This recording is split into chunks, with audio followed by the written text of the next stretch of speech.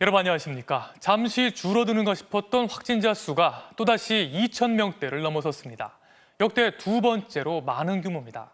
특히 휴가지에서 돌아가는 사람들이 몰리는 수도권의 확산세가 심상치 않은데요.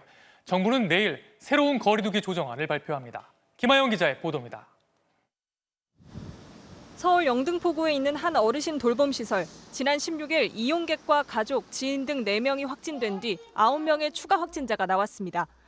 식사 시 마스크 착용이 어렵고 일부 프로그램 진행 시 거리 두기가 어려워 전파된 것으로 보고 오늘 신규 확진자 수는 2,152명.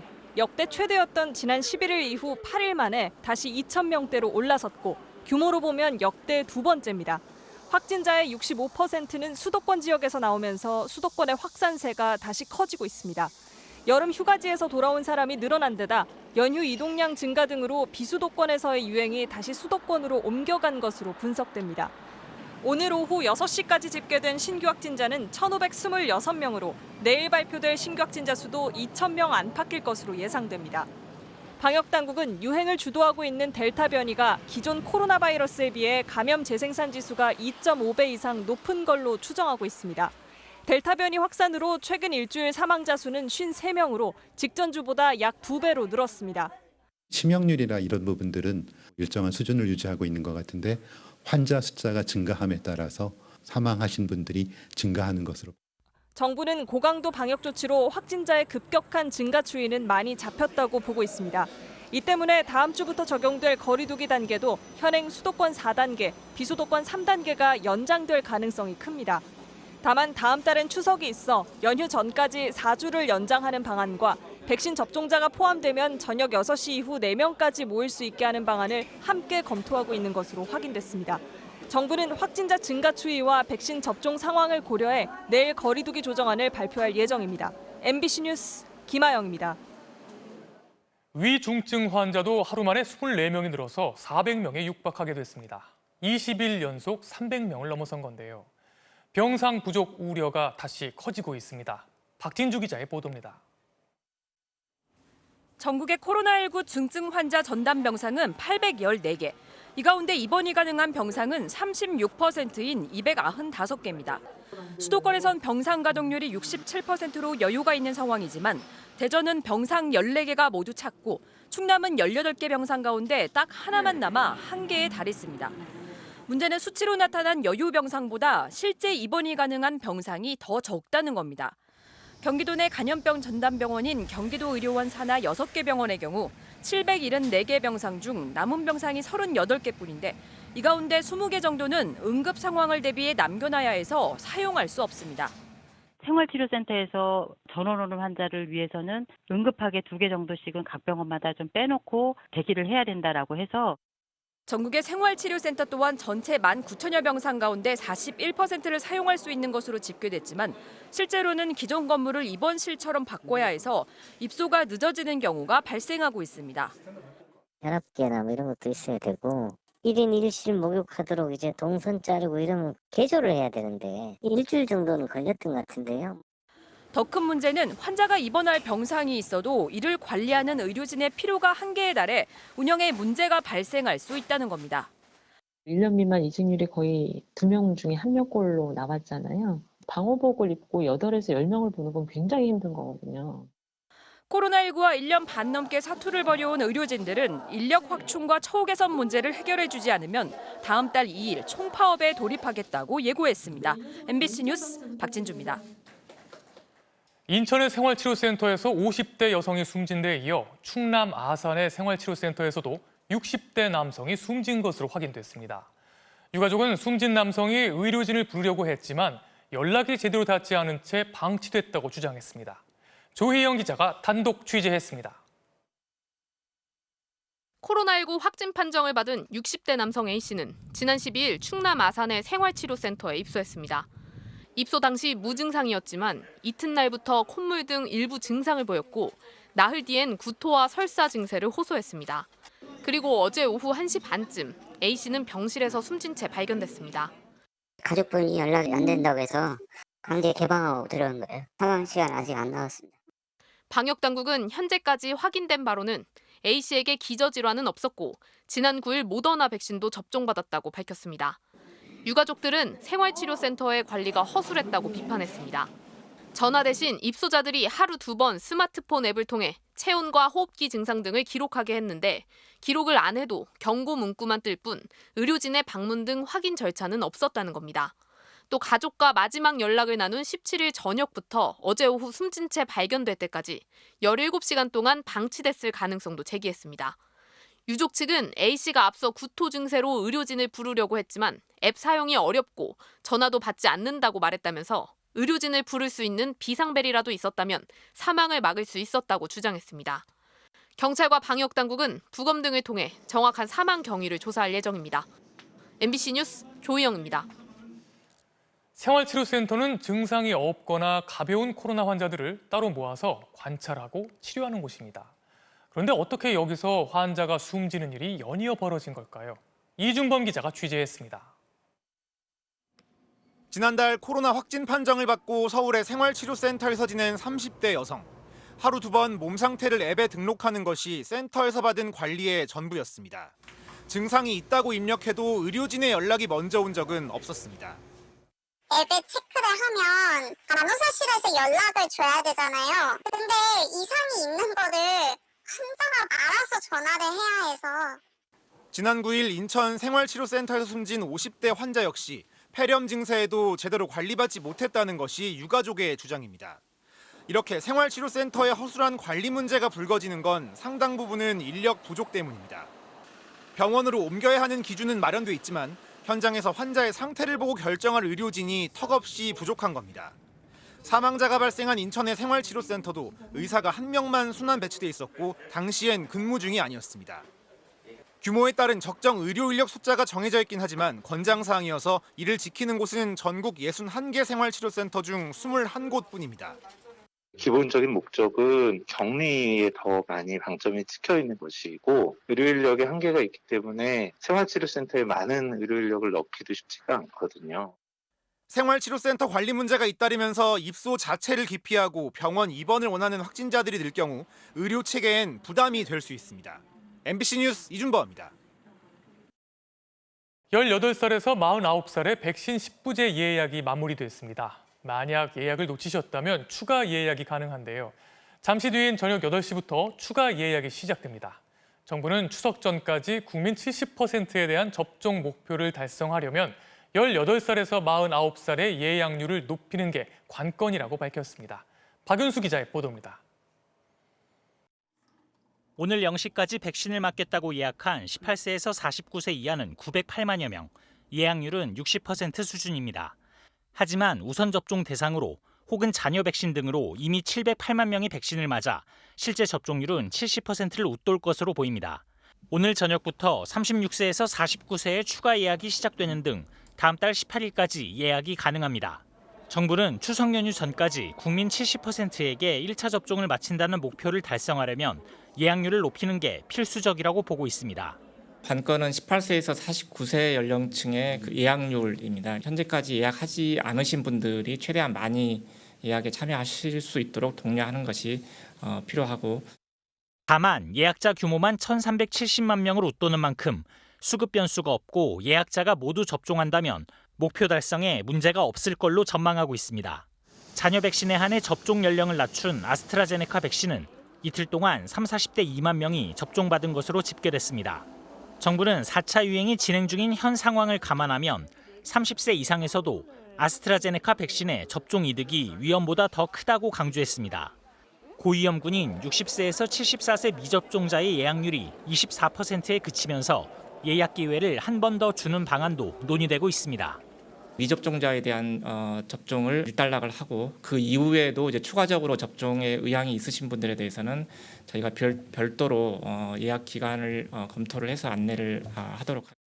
이와 함께 정부는 상반기까지 2차 접종을 마친 고위험군과 고령층부터 추가 접종, 이른바 부스터샷을 시행하는 방안을 검토 중이라고 설명했습니다. MBC 뉴스 박윤수입니다. 고독사.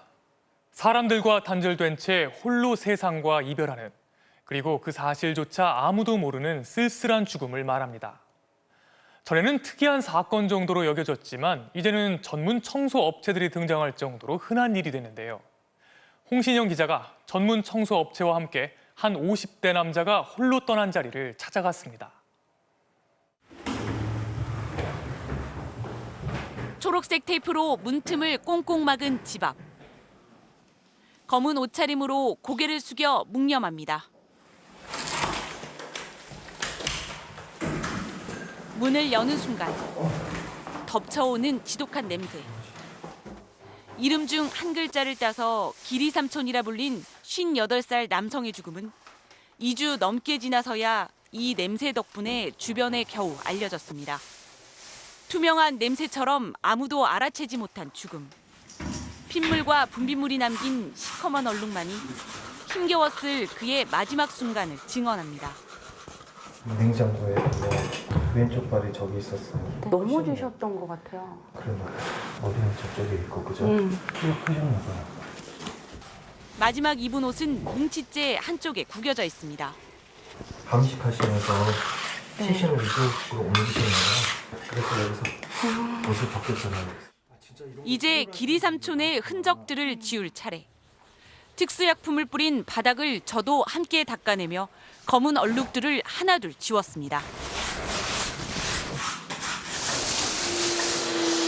시신이 남긴 오염들을 닦아낸 뒤 주인 잃은 물건들을 정리합니다. 58 삶이 남긴 건 5평 남짓 방 한 칸 살림살이가 전부. 세탁기에 빨랫감들이 그대로 남았고 냉장고엔 반찬보다 약봉지가 더 많습니다. 21년 6월 25일 날 소화기내과 또 삶에 대한 의지죠. 그리고 또 몸이 아프니까 당장. 몸이 나으면 그가 가고 싶었던 곳은 어딜까? 출국 기록 없는 깨끗한 여권. 붙박이장 안에 넣어둔 상자에선 신은 흔적이 없는 새 검은색 정장 구두도 한 켤레 나옵니다. 아직 응모하지 않은 복권 다발 한 뭉치. 파란색 주머니에는 꼭 챙겨야 할 물건. 삐뚤빼뚤 맞춤법도 틀린 쪽지가 붙어 있습니다. 간직해 온 건 사진첩입니다.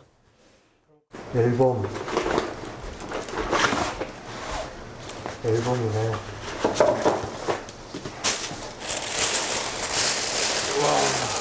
젊으셨을 때부터 그러니까 제가 생각하는 최고의 유품은 사진이거든요. 정말 기쁠 때 좋은 데 가서 좋은 거 구경하고 이러면서 기쁜 순간을 찍는 게 사진이거든요. 혹시 나타날지 모를 가족에게 전할 것들만 따로 챙기고 나니 고인의 흔적은 덩그러니 20개 남짓한 검은색 비닐봉지로만 남았습니다. 성격 좋아요. 인상도 좋고. 마지막으로 보신 게 언제?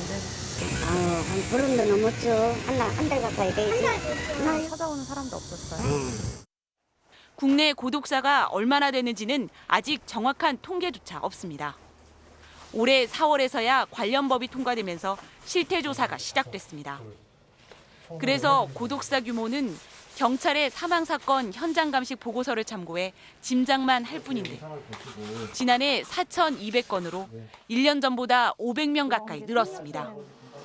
마치 냄새처럼 투명하게 떠나가는 기리삼촌들은 하루 11명입니다.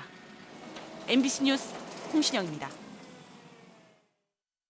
문제는 코로나 사태 장기화로 사람과의 만남이 줄면서 고독한 사람들이 세상과 더 멀어지고 있다는 겁니다.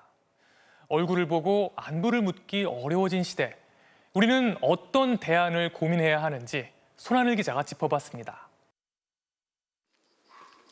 3년 전 아내를 먼저 보낸 86살 김 할아버지의 반지하방.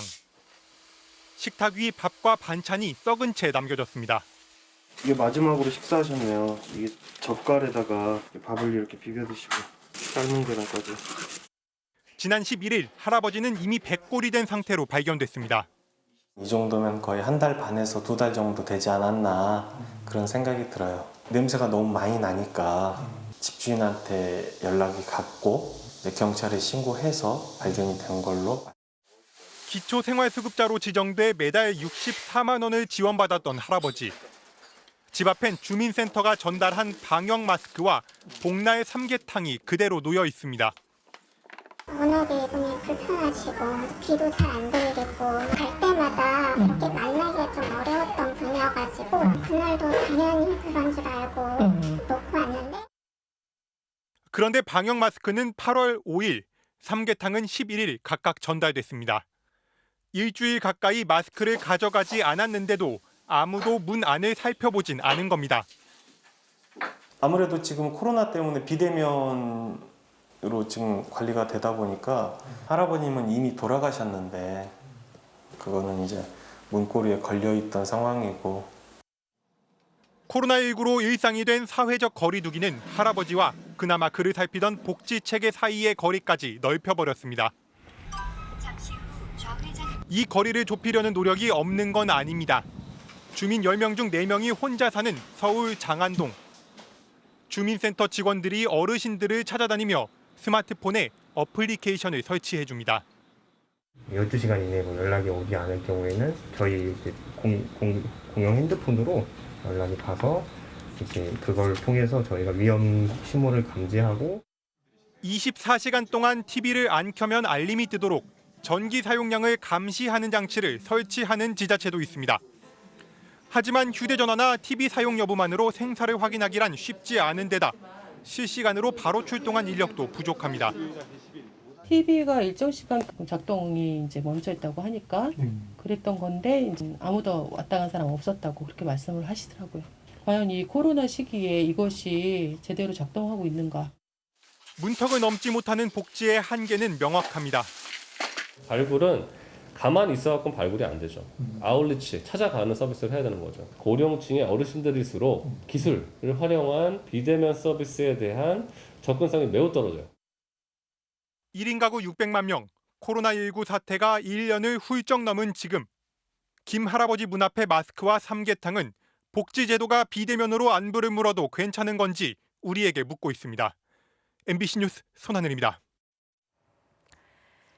양악 수술을 받던 25살 청년이 의사도 없는 수술실에 방치돼 있다가 과다 출혈로 숨진 사건. 당시 수술을 담당했던 성형외과 원장에게 오늘 실형이 선고됐습니다. 의사 면허도 없는 간호조무사에게 오랜 시간 지혈을 맡긴 의료법 위반 혐의까지 인정이 되면서 의사 면허가 취소될 가능성이 높아졌습니다. 양소영 기자가 취재했습니다. 2016년 9월 서울 강남의 한 성형외과. 양악 수술을 하던 의사가 환자를 그대로 둔 채 간호조무사만 남기고 수술실을 나갑니다. 속수무책으로 2시간 동안이나 계속된 출혈. 수술대에 누워있던 25살 대학생 권대희 씨는 뇌사 상태에 빠졌다 끝내 깨어나지 못했습니다.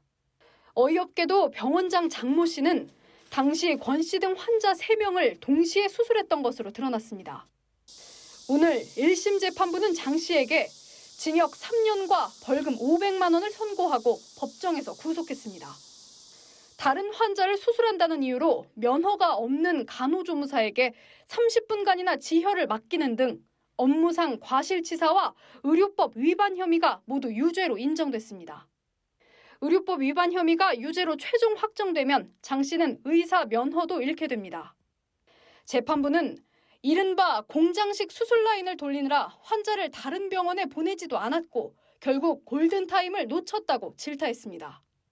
이어 피해자의 어머니가 수술실 CCTV를 분초 단위로 확인했다며 아들의 죽음에 대한 진실을 밝히려는 처절한 행적이 느껴진다고 덧붙였습니다. 5년간이나 아들의 억울한 희생을 고발하며 수술실 CCTV 법제화에도 앞장섰던 어머니 이나금 씨는 법정에 들어서자마자 아들의 이름을 여러 차례 부르며 오열했습니다.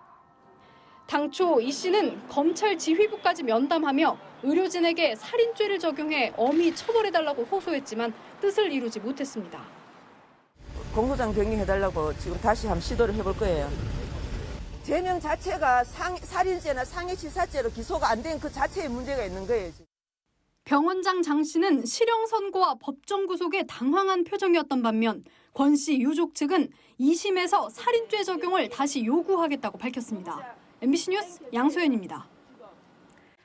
이 사건을 계기로 논의가 촉발된 수술실 CCTV 설치 법안은 아직까지도 국회 문턱을 넘지 못하고 있죠. 수술실 내부 설치 원칙을 합의하는 등 주요 쟁점들에는 의견 접근이 이뤄지고 있지만 일단 이번 달에도 처리가 어려울 것으로 보입니다. 최경재 기자가 취재했습니다. 환자 단체들은 오늘도 국회를 찾아 환자 안전과 인권을 지켜달라며 수술실 CCTV 설치법 통과를 거듭 촉구했습니다.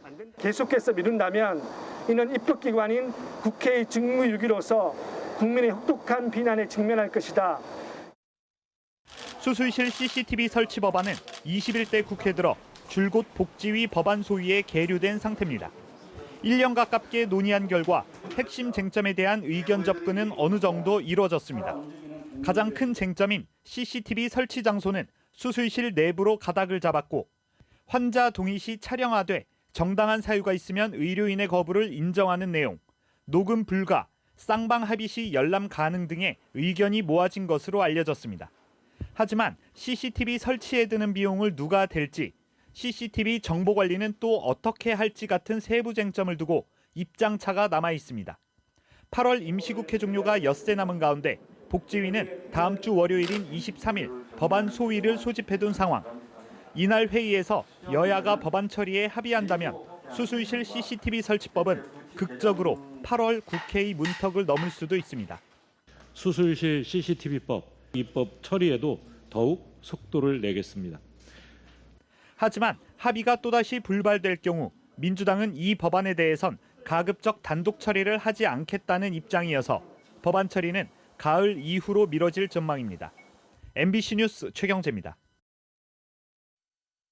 탈레반이 장악한 아프가니스탄 곳곳에서 벌써부터 인권 탄압이 자행되고 있습니다. 보복하지 않겠다던 발표와는 달리 아프간 국기를 든 시위대에 총을 쏘고 어린아이와 여성들에게 무자비한 폭행을 휘두르고 있습니다. 먼저 임소정 기자가 전해드리겠습니다. 바닥에 쓰러져 있는 한 여인. 총기를 든 탈레반이 무자비하게 짓밟습니다. 팔이 묶인 채 땅바닥에 꿇어앉은 남자들에겐 채찍을 휘두르고 고개를 숙이고 서 있는 사람들을 향해선 총구를 겨누고 발로 걷어찹니다. 아프간 국기를 꺼내든 시위대를 향해 사방에서 총알이 날아듭니다. 3명이 숨지고 12명이 다쳤습니다.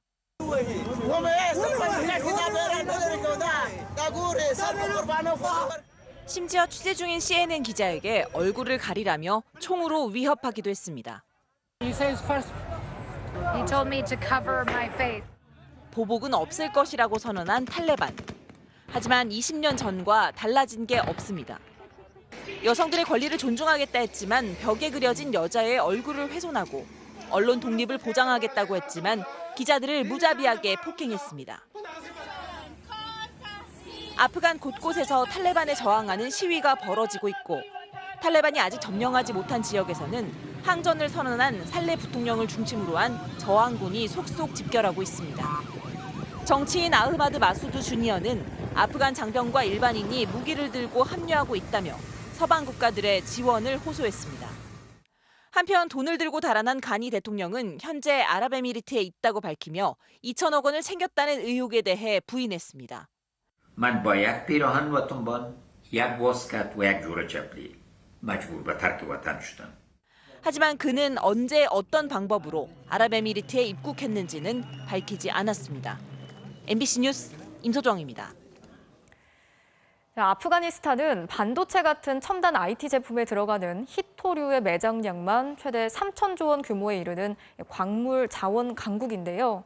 중국이 미국이 떠난 아프가니스탄에 우호적인 태도를 보이고 있는 게 바로 이 히토류 때문이라는 분석이 나오고 있습니다.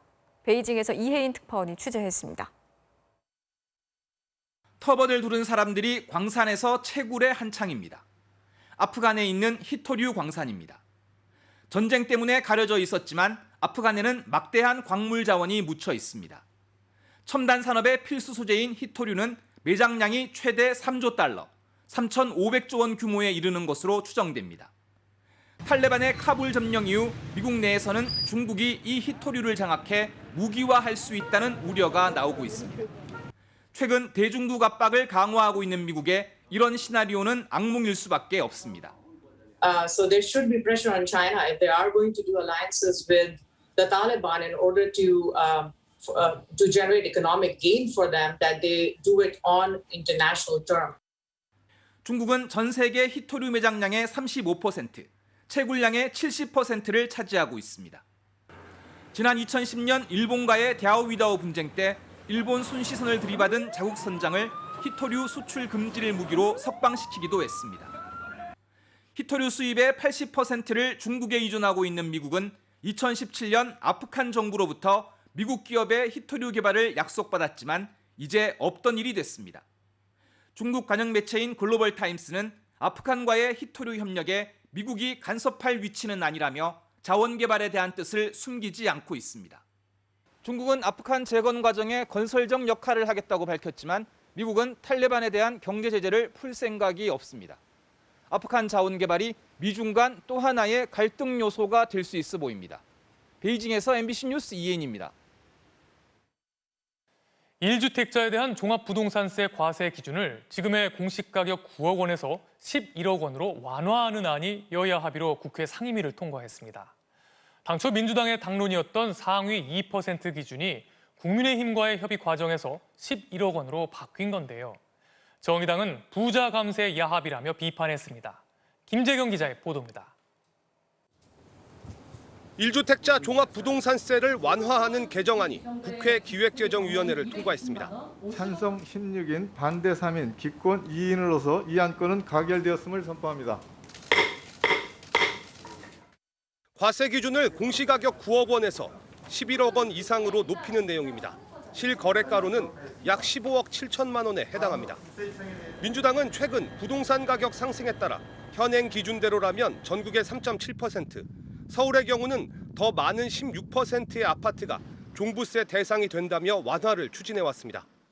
그래서 종부세 기준을 공시가격 상위 2%로 정하고 억 단위 미만은 반올림한다는 법안을 발의한 상태였습니다.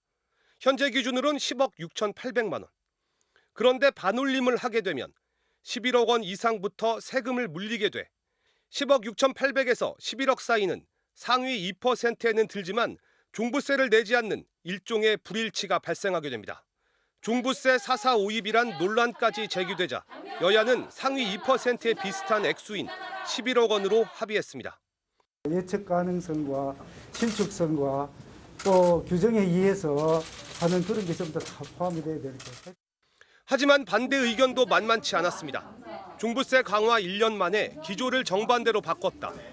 고가주택의 집값 상승을 부추길 수 있다는 우려가 여당에서도 나왔고 정부도 일부 동의했습니다. 또한 한 채 강남 쏠림 현상이 더욱더 가속화될 것이다 이렇게 보는데 동의하십니까?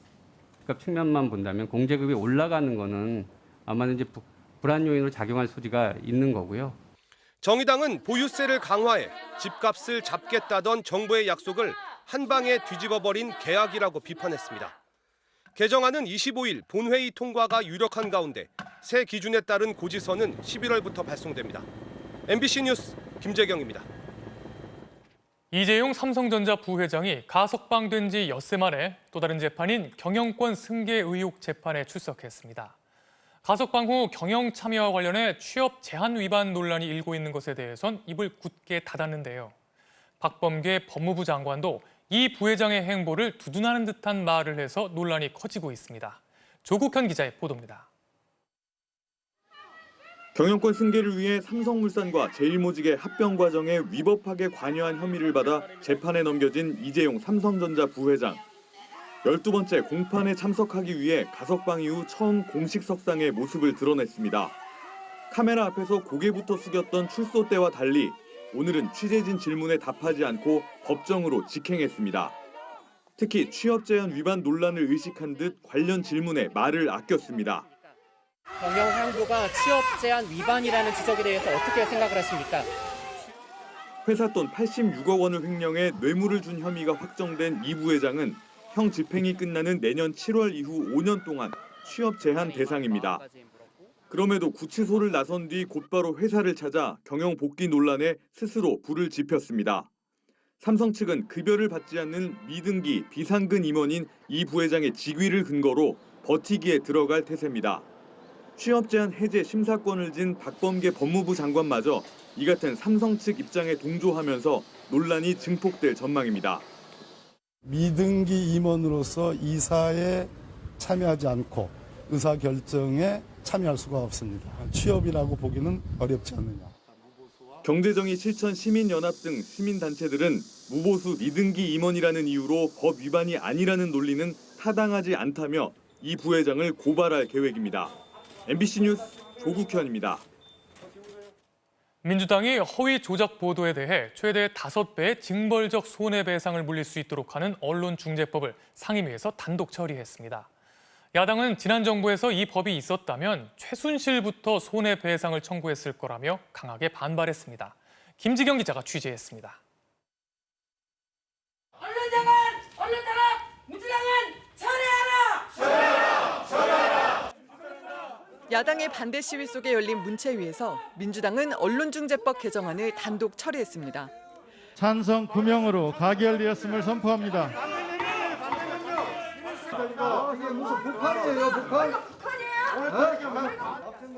개정안은 고의나 중과실로 인한 허위 보작 보도에 대해서 언론사가 손해액의 최대 5배까지 배상하도록 했습니다. 야당은 전례 없는 과잉 처벌인데다 고의나 중과실의 기준도 모호해서 권력 비판 보도만 위축시킬 거라고 반대해왔습니다. 민주당은 비판을 일부 수용해서 고위공직자와 선출직 공무원, 대기업 임원은 징벌적 손해배상을 청구할 수 없도록 했습니다. 또 공익침해 행위나 청탁금지법 위반 사항에 대한 보도도 적용 대상에서 제외했습니다. 정치 권력, 경제 권력자는 아예 징벌적 손해배상 청구를 할 수 없도록 만들자라는 이야기에 뺐습니다. 예. 하지만 야당과 언론 단체들은 징벌적 손해배상이라는 독소 조항이 그대로 있는 한 최순실의 국정농단 보도는 다시 없을 것이라며 원점에서 다시 논의해야 한다는 입장입니다. 이 법이 있었다면은 저는 장담컨대 최순실 씨가 징벌적 손배소로 바로 고소할 만한 이런 법적 무서운 법입니다. 법안 처리 과정을 놓고도 국민의힘은 민주당의 꼼수를 비판했고 민주당은 대안 없는 야당을 탓했습니다. 안건조정위원회의 구성과 일정을 합의하기로 되어 있습니다만 일방적으로 열린민주당의 김의겸 의원을 여당 자리에 앉히고 4대2의 구조를 만들었습니다. 근데 숙제를 안 해온 아이가 그 숙제해온 아이 숙제장을 한 장씩 넘겨가면서 비판하고 비난하고 이 자신의 숙제는 단 한 번도 보여주지 않는 거예요. 문체위원장이 야당 의원으로 교체되기 직전에 언론중재법을 단독 처리한 민주당은 오는 25일 본회의 처리까지 강행할 태세여서 다시 한번 충돌이 예상됩니다. MBC 뉴스 김지경입니다. 경기관광공사 사장에 내정된 황교익 씨를 둘러싼 여당 내 갈등은 수습 국면에 접어든 양상입니다. 이낙연 전 대표가 친일 거론은 지나쳤다면서 유감을 나타냈고 이해찬 전 대표까지 위로를 보내자 황 씨도 거취를 고민하겠다면서 한 발 물러섰습니다. 보도에 이학수 기자입니다. 친일 공세를 사과하라며 황교익 씨로부터 원색적인 비난을 들은 이낙연 전 대표. 이번 논란이 불거진 데 대해 직접 유감을 표했습니다. 저희 캠프의 책임 있는 분이 친일 문제를 거론한 것은 지나쳤다고 생각합니다. 황 씨의 과거 일본 음식 평가를 거론하며 오사카 관광공사가 어울린다고 비난한 측근들의 발언을 사실상 대신 사과한 겁니다. 이해찬 전 대표도 황교익 씨가 이번 일로 마음이 많이 상했으리라 생각한다며 제가 대신 위로해드리겠다는 메시지를 공개했습니다. 오전까지도 강경 발언을 거듭하던 황 씨는 이낙연 전 대표의 사과가 전해지자 자신도 짐승, 정치 생명 같은 표현을 쓴 건 지나쳤다며 한 발 물러섰습니다. 또 이해찬 전 대표의 위로에 감사하다. 내일 오전까지 제 거취에 대한 입장을 정리하겠다며 자진 사퇴 가능성을 시사했습니다. 앞서 이재명 캠프 측에서도 황 씨의 발언은 선을 넘었다며 수습에 나선 상태였습니다. 이재명 후보를 도우고 있는 한 사람으로서 제가 대신 이유 불문하고 사과를 드리겠습니다. 중소기업 정책 행보에 나선 이재명 지사는 하청기업이나 납품회사 같은 중소기업에 단체 결성권과 교섭권을 부여할 필요가 있다는 공약을 제시했습니다. 이낙연 전 대표는 검찰 개혁과 관련해 수사, 기소 분리 입법을 올해 안에 하자고 당 지도부에게 건의하자며 경선 후보들에게 제안했습니다. 민주당 선관위는 후보자 간 1대1 토론회 개최 일정을 협의 중이며 기본소득만을 주제로 한 토론회도 후보들이 동의하면 추진하겠다고 밝혔습니다. MBC 뉴스 이학수입니다. 국민의힘에선 이른바 윤석열 정리 발언의 여파가 오늘까지도 이어졌습니다. 내부 분열을 우려하는 목소리도 잇따르고 있는데요. 대선 후보들 사이에선 이른바 역선택 공방이 갈등의 불씨가 되고 있습니다. 김정인 기자가 취재했습니다. 저거 곧 정리될 거다라는 이준석 대표의 발언으로 촉발된 갈등은 오늘도 계속됐습니다. 이 대표는 침묵했지만 대신 하태경 후보가 또 가세해 원희룡 후보와 설전을 벌였습니다. 공개하지 않았거든요. 잘못을 인정한 것으로 제가 강조하고 더 이상 진실 공방은 하지 말자. 딱하다라고 한 게 잘못을 인정한 걸로 이해하는 거는 이성적 사고는 아니지 않아요. 국어 실력이 그 정도밖에 안 되는 건 아니에요. 원 후보는 윤석열 후보 측으로부터 당권을 제안받고 폭로한 게 아니냐는 일각의 의혹 제기에 강하게 부인했습니다. 윤 전 총장을 가장 비판해온 건 자신이라며 오히려 윤 전 총장이 자신에게 무릎 꿇고 협조해야 하는 위치로 올 것이라고 주장했습니다. 이런 갈등에 대해 우려가 하루 종일 이어졌지만 한편에선 이른바 역선택 논쟁이 또 다른 갈등의 불씨로 떠오르고 있습니다. 최재형 후보 측은 최근의 여론조사들을 보니 홍준표, 유승민 두 후보가 민주당 지지층에서 지지율이 높게 나오는 역선택이 보였다며 이를 방지할 대책이 필요하다고 주장했습니다. 역선택을 방지할 수 있는 장치가 없다면 왜곡된 민심이라면은 그 경선 결과의 공정성에 대해서 우리 당원이나 국민들이 신뢰하기 어려울 거라고 생각합니다. 윤석열 후보 측도 이에 동조하고 있습니다. 반면 홍준표, 유승민 두 후보는 역선택 주장이 비과학적인 데다 여론조사 결과는 자신들의 중도 확장성이 증명된 것일 뿐이라고 반박하고 있습니다. 국민의힘 지도부는 일단 경선 여론조사에서 역선택 방지 조항은 넣지 않겠다는 입장이지만 오는 26일 선관위가 출범하면 다시 뜨거운 공방이 이어질 걸로 보입니다. MBC 뉴스 김정인입니다.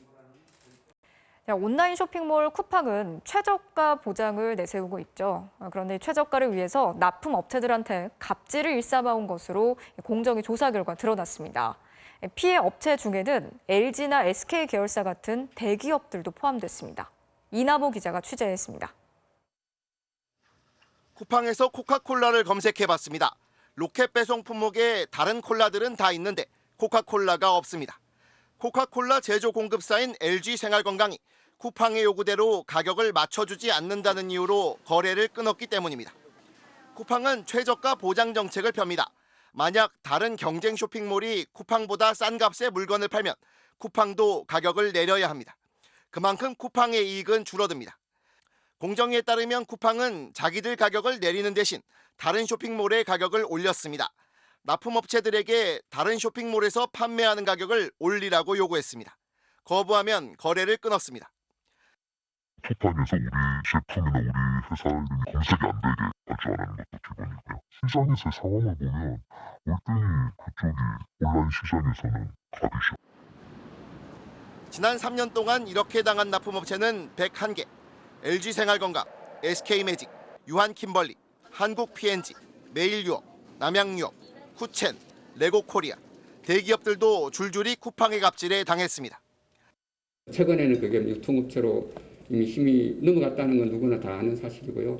대기업 업체인 납품업체를 하더라도 그들에 대해서도 우울적 힘이 있다고 인정한 케이스고 있습니다. 쿠팡은 최저가 보장으로 이익이 줄어들자 납품업체들에게 떠넘겼습니다.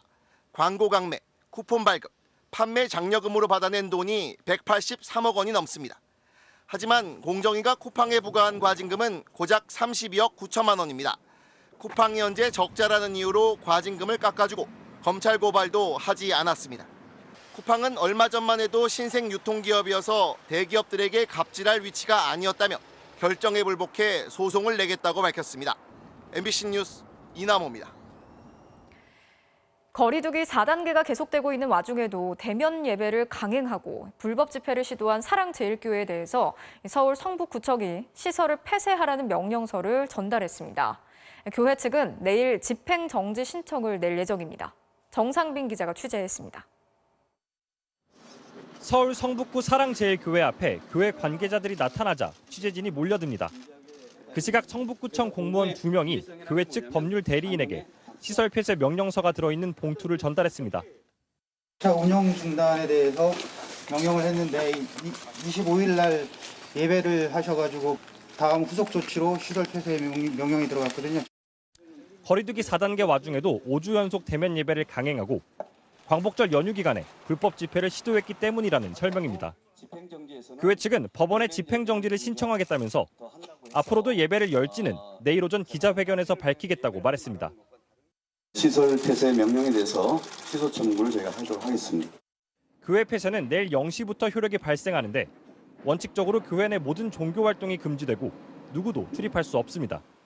하지만 출입문을 봉인하거나 신도를 물리적으로 끌어낼 수 있는 법적 근거는 없습니다.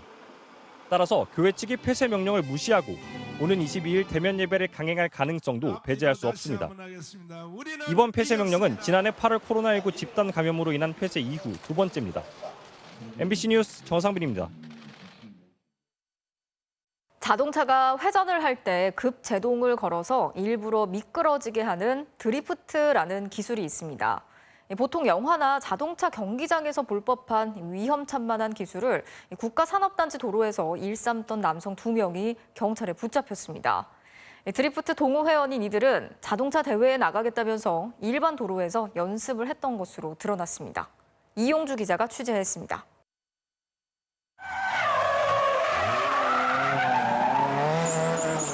인적이 없는 늦은 밤 빨간색 스포츠카 한 대가 굉음을 내며 달리더니 왕복 6차로 도로 위를 미끄러지듯 회전합니다. 빠른 속도로 S자로 그리며 위태로운 고개 운전을 반복합니다. 곧이어 나타난 흰색 스포츠카 역시 헤드라이트도 켜지 않은 채 교차로에서 180도 회전을 이어갑니다. 친구라도 놓지. 그랬더니 늦게가 와서 하더라 이러더라고. 겁이 나서 못 나가겠더라고. 드리프트가 벌어졌던 사거리입니다. 새카만 타이어 자국으로 횡단보도가 보이지 않을 정도입니다. 영화에서나 볼 수 있을 법한 이런 광란의 질주를 벌인 이들은 울산에서 자영업을 하는 30, 40대 남성들.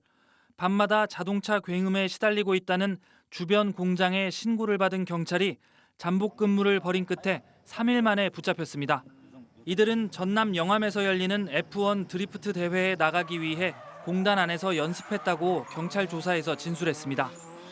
울산공단 도로에서는 지난해 12월과 지난 7월에도 드리프트 레이싱을 하던 동호 회원 4명이 경찰에 붙잡히는 등 인적이 드문 심야 시간을 이용한 공단 안 난폭 운전이 계속되고 있습니다.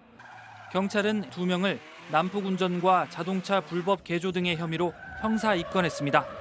MBC 뉴스 이용주입니다. 일본에서는 하루 확진자 수가 2만 명을 넘어서는 등 코로나 환자가 폭발적으로 늘면서 의료 체계가 사실상 붕괴된 상황입니다. 확진 판정을 받고도 병상이 부족해서 입원을 못했던 한 산모가 집에서 출산을 했는데 아기가 응급처치를 받지 못해서 숨지는 일도 발생했습니다. 도쿄에서 고현승 특파원이 취재했습니다. 지난 17일 도쿄 인근 지바현 가시와시. 확진 판정을 받았지만 병상 부족으로 집에서 대기 중이던 30대 임산부가 하혈이 계속돼 응급차를 불렀습니다. 하지만 입원할 수 있는 병원은 없었고 결국 집에서 출산했습니다. 8개월 만에 태어난 아기는 응급처치가 필요했지만 받지 못했고 뒤늦게 병원으로 옮겼지만 이미 숨진 뒤였습니다. この妊婦の方も含めてですね、入院をするべき方がなかなか入院できないという状況はですね、我々としても重く受け止めています。 앞서 지바에선 입원을 요청한 60대가 닷새를 기다리다 집에서 숨졌고 지난 12일엔 도쿄에서도 입원을 못한 40대 여성이 갑작스런 증세 악화로 숨진 채 발견됐습니다. 이른바 자택 요양자는 지난 11일 기준 7만 4천여 명, 매일 큰 폭으로 늘고 있습니다. 현재 일본 47개 광역단체 중 40곳이 감염 단계 중 가장 높은 4단계 감염 폭발 상황입니다. 통계상으론 병실의 7, 80%가 차 있는데 실제로는 중증 환자가 아니면 입원할 수 없고 집에서 갑자기 악화되면 손을 쓸 수 없는 사실상 의료 붕괴 상황입니다. 医療大変厳しい状況になってきているというのは事実だと思いますし、そして実際こういう事案があったということ、コロナ感染と関係しているわけですね。 임시 방편으로 도쿄도 등 지자체들은 비어있는 호텔 등을 이용해 산소 스테이션을 서둘러 만들고 있습니다. 자택 요양 중 호흡 곤란 상태가 된 확진자들이 입원하지 못할 경우 임시로 산소 호흡기를 쓸 수 있는 시설입니다. 오늘 일본의 신규 확진자는 2만 5천 명을 넘어 다시 최다를 기록했습니다. 확진자의 90% 이상이 감염력이 강한 델타 변이로 추정되고 있어 확산세를 잡기는 어려운 상황입니다. 도쿄에서 MBC 뉴스 고현승입니다. 서울시가 친환경 에너지 사용을 늘리겠다면서 아파트 베란다 태양광 설치 업체들에게 7년 동안 수백억 원을 지원해 왔는데요. 이 보조금을 받은 업체 5곳 중에 한 곳이 3년도 안 돼서 폐업을 해버린 것으로 드러났습니다. 시설이 고장나도 수리를 받을 수 없어서 시민들만 불편을 겪고 있습니다.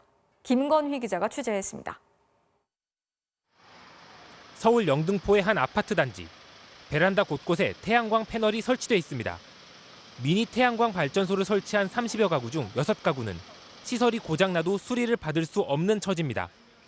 태양광 설치 업체가 문을 닫았기 때문입니다. 서울시 곳곳에서 실제로 피해가 이어지고 있습니다. 와서 좀 점검 좀 해달라 그랬더니 자기들은 폐업했다고 다른 업체를 알려주더라고요. 지난 2014년부터 서울시로부터 보조금을 받은 태양광 업체는 모두 68곳, 태양광 설비 하나당 40만 원씩 받았습니다. 이 중 14개 업체가 보조금을 받은 뒤 3년도 안 돼 문을 닫았습니다. 불과 몇 달 전까지 태양광 업체가 있던 자리는 카페로 바뀌었습니다. 한참 됐죠. 수개월 됐죠. 업체들은 보조금을 받는 조건으로 5년 동안 시설을 정기 점검하고 하자가 있으면 고쳐주기로 했는데 이를 어긴 겁니다. 조기 폐업한 업체가 타간 보조금은 118억 원. 이들이 설치한 태양광 설비를 고쳐달라는 고장 신고는 1년간 113건이나 접수됐습니다. 심지어 폐업한 업체 3곳은 회사 이름만 바꿔 다시 서울시의 태양광 사업에 참여한 것으로 나타났습니다. 서울시는 이 업체들을 사기와 공무집행 방해 혐의로 형사 고발하고 보조금도 모두 환수하기로 했습니다. MBC 뉴스 김건유입니다. 지난 봄 일본에서 집단 괴롭힘에 시달리던 여중생이 실종된 뒤 동사한 채 발견됐습니다. 이 사건에 대한 학교 측의 대응을 두고 일본 사회가 떠들썩한데요. 부모의 진상조사 요구에도 사건을 은폐하려고 했고 심지어 피해자 1명보다 가해자 10명의 미래가 더 중요하다는 충격적인 발언까지 한 것으로 드러났습니다. 이 소식은 신정영 기자가 전해드리겠습니다. 지난 3월 말 일본 홋카이도의 한 공원에서 14살 여중생 히로세 사야가 숨진 채 발견됐습니다. 행방불명된 지 39일째 되는 날이었습니다. 사인은 저체온증, 1m 가까이 쌓인 눈에 덮여 있다가 기온이 오르며 신체 일부가 드러났습니다. 도대체 무슨 일이 있었던 걸까? 중학교 입학 직후부터 사야는 또래 친구들에게 집단 괴롭힘과 성폭력 등에 시달리며 외상 후 스트레스 장애 진단을 받았습니다. 실종 당일 친구에게 오늘 죽으려고 한다. 그동안 무서웠는데 아무것도 할 수 없었다는 문자 메시지를 남겼습니다. 부모는 사야가 다니던 중학교에 5차례나 학교 폭력 피해를 호소했는데도 딸의 죽음을 막지 못했다고 울분을 터뜨렸습니다. SNS のメッセージだって見てるんですよね。ちゃんと確認してる。写真も撮ってる。これでいじめを疑わないとすれば何を疑うんですかと。 경찰 조사 결과 10명의 가해 학생이 드러났지만 촉법 소년이라 처벌을 피했고 학교는 사건을 은폐하려 했습니다. 심지어 교감이 가해자에게도 미래가 있다며 다그쳤다고 주장했습니다. 10人の加害者の未来と1人の被害者の未来どっちが大切ですか。10人ですよ。1人のために10人の未来潰していいんですか。どっちが将来の日本のためになるんですか。 지난해 일본 초중고교에서 확인된 집단 괴롭힘은 61만 2천여 건. 지난 2013년 이지메 방지법까지 제정됐지만 접수 건수는 6년 연속 증가했습니다. MBC 뉴스 신정연입니다. 제주의 한 돌고래 체험시설에 마지막으로 남아있던 돌고래가 최근 폐사한 것으로 확인됐습니다. 이 시설에는 원래 돌고래 4마리가 있었는데 지난 1년 동안 모두 죽었습니다. 국내 수족관에 남아있는 돌고래들을 방류하라는 동물보호단체 요구가 거세지고 있습니다. 오승철 기자가 취재했습니다. 지난 4월 제주의 한 돌고래 체험시설. 돌고래 화순이가 사육사와 훈련을 하고 있습니다. 4개월이 지난 현재 체험시설 문은 굳게 닫혀 있습니다. 화순이가 지난 13일 폐사하면서 영업이 중단된 겁니다. 아, 여기 직원분들은 안 계세요? 네, 여기 직원분들 안 계세요. 한 일주일 정도. 지난해 8월 이후 1년 동안 화순이를 포함해 이곳에서만 돌고래 4마리가 폐사했습니다. 화순이는 지난 2009년 일본 바다에서 잡혀 수입됐습니다. 폐사 직전까지 관광객들이 손으로 만져보거나 함께 수영하는 체험 프로그램에 투입됐습니다. 화순이보다 먼저 죽은 돌고래 3마리는 폐렴이 직접적인 사망 원인이었습니다. 좁은 공간에 갇혀 지내는 스트레스와 포획 이후 트라우마도 수명에 영향을 줬다는 것이 환경단체의 주장입니다. 현재 국내 수족관에 있는 돌고래는 23마리, 제주 바다에 방류된 제도리와 제순이 등 남방 큰 돌고래 7마리가 잘 적응하고 있는 것으로 확인되면서 모두 자연으로 돌려보내야 한다는 주장이 커지고 있습니다. 죽어야만 이 수조를 벗어날 수 있는 이런 반생명적인 돌고래쇼 산업은 중단이 돼야 되고요. 해양수산부는 3년 전부터 돌고래 수입을 금지했고 체험 프로그램도 중단시키기로 했습니다.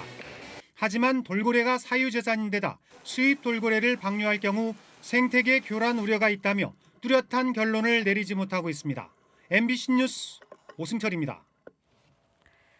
한 중증 장애인이 복통을 호소하면서 병원 응급실에 실려왔는데 위에 구멍이 난 상태였습니다. 석연찮은 정황을 의심한 의사의 신고로 국가인권위원회가 조사에 나섰는데 장애인 시설 직원이 폭행을 한 것 같다면서 경찰에 수사를 의뢰했습니다. 홍희표 기자가 취재했습니다. 지난 5월 40대 중증 장애인 A씨가 배가 아프다며 인천의 한 대학병원 응급실로 실려왔습니다. 구멍이 나면서 주변 부위로 피가 고여 있는 그런 상황이었어요. 물리적인 압력이 가해져서 이게 이제 뜯어지는 그런 천공의 가능성도 있을 수 있다 이렇게.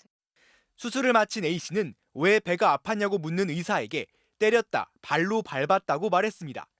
의사의 신고로 시작된 인권위 조사에서 한 직원이 A씨를 휴게실로 끌고 들어갔고 잠시 뒤 A씨가 배를 움켜쥐며 나와 아파하는 모습이 담긴 CCTV가 확인됐습니다. 이 직원은 흥분한 피해자를 제압하려고 몸을 세게 압박한 적은 있다면서도 폭행한 적은 없다고 진술했습니다. 그러나 인권위는 체구가 작은 피해자에게 힘을 가했다면 그 충격이 컸을 것이고 이미 CCTV에 발로 피해자를 밀어넣는 장면이 포착됐다며 경찰에 수사를 의뢰했습니다. 약을 먹거나 고통을 호소한 적이 있냐 했더니 그런 적 한 번도 없다고 그 방에 들어갔다 나온 그 상황 하나만 남는 거예요. 지자체가 1년에 2차례씩 시설의 인권 침해 여부 등에 대해 현장 점검을 벌여야 하지만 코로나19 확산 이후 현장 점검은 없었습니다. 지자체가 정기적인 어떤 지도 감독을 해야 되는데 코로나 상황이 발생하면서 이런 부분들이 조금 소홀했던 것으로. 인권위는 이 시설에서 장애인들이 다친 사례 21건을 추가로 확인하고 해당 지자체에 지도 감독을 철저히 하라고 권고했습니다. MBC 뉴스 홍희표입니다. 프로야구 삼성의 백정현 선수가 데뷔 15년 만에 처음으로 10승 투수가 됐습니다. 그런데 다른 선수들과는 좀 반응이 다르네요. 이명록 기자입니다. 구석구석을 파고드는 칼날 같은 제구. 26이닝 연속 무실점에 7연승. 평균 자책점 1위를 질주 중인 백정현이 데뷔 15년 만에 시즌 첫 10승을 거뒀습니다. 그런데 반응이 좀 독특합니다. 소감이 어떠신지요? 네, 감사합니다. 근데 하나도 안 기쁜가 봐요. 웃음이 없네요. 원래도 웃음이 항상 없던데. 네, 그냥 뭐 10승을 생각 안 해서. 가족을 향한 메시지 역시 담백했습니다. 지금 자고인지 모르겠는데 제 와이프 아내한테. 아니, 아내분이 설마 지금 자겠어요? 네, 좀 일찍 자는 해가지고 잠을 잘 못 이깁니다. 평소 무표정한 얼굴로 유명한데 오히려 주위 반응에 힘들었다고 합니다. 왜 이렇게 조용하냐, 왜 이렇게 뭐 표현을 안 하냐. 어릴 때 많이 힘들었던 것 같아요. 저 같은 사람도 좀 존중받을 수 있는 문화를 만들 수 있겠다는 생각을 많이 했죠. 비록 경기가 중단돼도 고독함을 즐기고 경기 중에 떠나오서 이렇게 혼자 있는 경우가 많이 없잖아요. 뭔가 좋았어요. 저는. 사진 찍기가 유일한 취미인 백정현. 제가 능력이 안 되니까 이제 사진이라도 이제 부모님한테 좀 좋은 걸 보여주고 싶어서 그렇게 시작했다. 그러다 보니까 이제 좀 더 잘 찍어야겠다는 생각이 들더라고요. 생애 첫 FA까지 걸린 15년의 시간. 백정현은 철학적인 대답을 던졌습니다. 좋은 일이 생기면 그게 진짜 좋은 일이라는 생각을 하거든요. 오히려 좋지 않은 일이 생겼을 때 얻은 게 더 많기 때문에 엄청 소중할 때 지나는 것 같아요. MBC 뉴스 이명노입니다. 피파 올해의 골 후보를 예약한 환상적인 발리슛으로 풋플레이 출발합니다.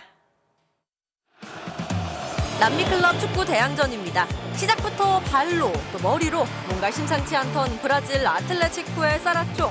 측면에서 올라온 크로스를 엄청난 발리슛으로 연결합니다. 와, 가위차기 발리슛이라고 해야 할까요? 묘기 같은 골이 터졌네요. 동료들도 자극을 받았는지 헐크가 감각적인 칩샷으로 골문을 가릅니다. 골키퍼는 속수무책, 아틀레티코가 4강으로 올라갑니다. 다음은 AFC컵입니다. 상대 롱패스를 열심히 따라가던 이 선수, 공을 냅다 걷어냈는데 이게 그대로 자기 골문에 빨려 들어갑니다. 아이고, 동료들은 망연자실하는데요. 공을 찬 방향도, 킥의 세기도 왜 그랬는지 본인은 더 이해가 안 가겠죠. 어제 이미 세계선수권 출전권을 따낸 신유빈 선수, 오늘도 멋진 랠리를 선보이면서 파죽의 7전 전승. 언니들을 모두 제치고 1위로 태극마크를 가져갑니다. 지금까지 톱플레이였습니다. 푸른 하늘에 가을이 기다려지다가도 우산을 챙겨야 하나 망설여지게 되는 날씨입니다. 당초 우려했던 영동 지방의 비는 예상보다 약해지면서 현재 강릉에 5mm 미만의 비가 이어지고 있습니다. 하지만 내륙의 대기가 무척 불안정한데요. 현재 경남 합천에는 시간당 50mm 이상의 장대비가 집중되고 있습니다. 내일 소나기는 동해안을 제외한 중부와 전북 그리고 경상도 내륙에서 예상이 되고요. 비의 양은 최고 40mm가량입니다. 내일까지는 이렇게 소나기만 이어지다가 주말부터는 전국에서 또 비가 내리겠습니다. 일본과 중국에 많은 비를 뿌렸던 가을 장마 전선이 우리나라에도 영향을 줄 텐데요. 다음 주 내내 비가 강약을 반복하며 오겠고요. 비가 얼마나 강하게 올지 또 많이 올지는 기압계 변동에 따라서 달라질 수 있습니다. 최신 기상 정보를 참고해 주셔야겠습니다. 내일 전국의 하늘 가끔씩 구름만 지나겠고요. 동해안 지방은 너울성 파도가 강하게 밀려오겠습니다. 아침 최저 기온은 서울 22도 등으로 오늘과 비슷하거나 조금 높겠고요. 낮 최고 기온은 서울과 대구 31도까지 오르겠습니다. 비는 이번 주 토요일 새벽 제주와 남해안을 시작으로 낮에는 전국으로 확대되겠습니다. 날씨였습니다. 8월 19일 뉴스데스크 마치겠습니다. 오늘도 함께해 주신 여러분 고맙습니다.